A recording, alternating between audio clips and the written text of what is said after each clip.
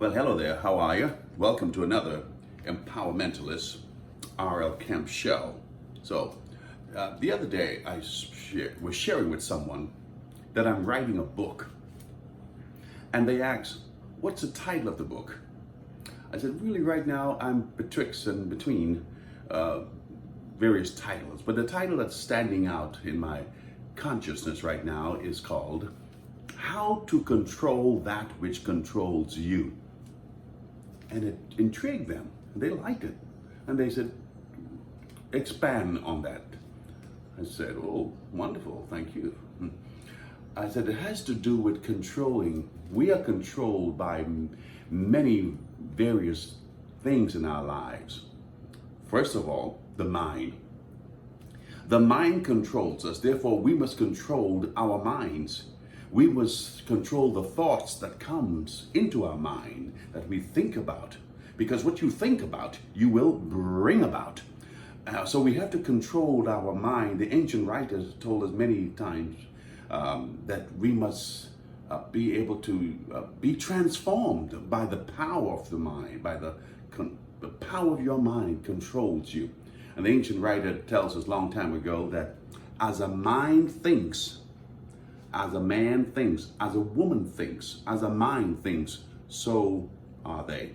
So you see, the mind is very important. If you get your mind right, you'll get your behind right. If you get your mind right, you won't have to worry about addictions. You won't be addicted to this, because the mind is not controlled. Because you're not controlling your mind, those items, those addiction, alcohol, drugs, sex, whatever, coffee, tea, whatever stuff, to your cigarette, you're addicted to. If you get your mind right, thinking right, believing right, then those things will just go away. I have no problem. And imagination is another thing that controls us. And the imagination and mind is very close.